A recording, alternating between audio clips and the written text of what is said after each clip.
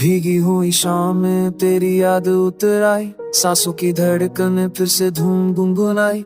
खामोश गली में पायल की सी आहट थी, दिल ने कहा शायद तू यहीं कहीं पास आए।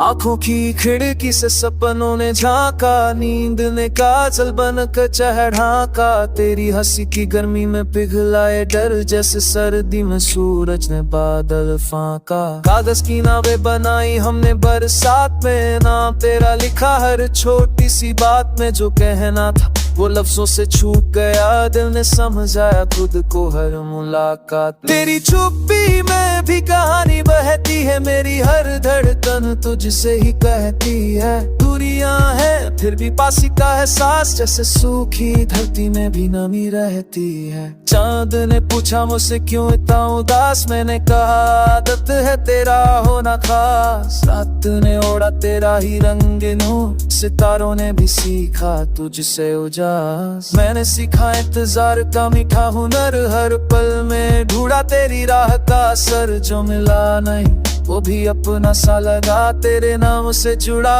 हर बीता सफर। हवा ने छुआ तो तेरी खुशबू आई, खिड़की ने हिलकर जैसे हामी भरवाई। कभी रूठा मन कभी हंसता, तेरे बिना भी तेरी ही सूरत समाई। अगर सुबह आए और तू ना दिखे तो भी उम्मीद का दिया न बुझे। मेरे गीतों में तू धड़कन बन कर रहे, मेरे हर सच में तू सपना ही सजे।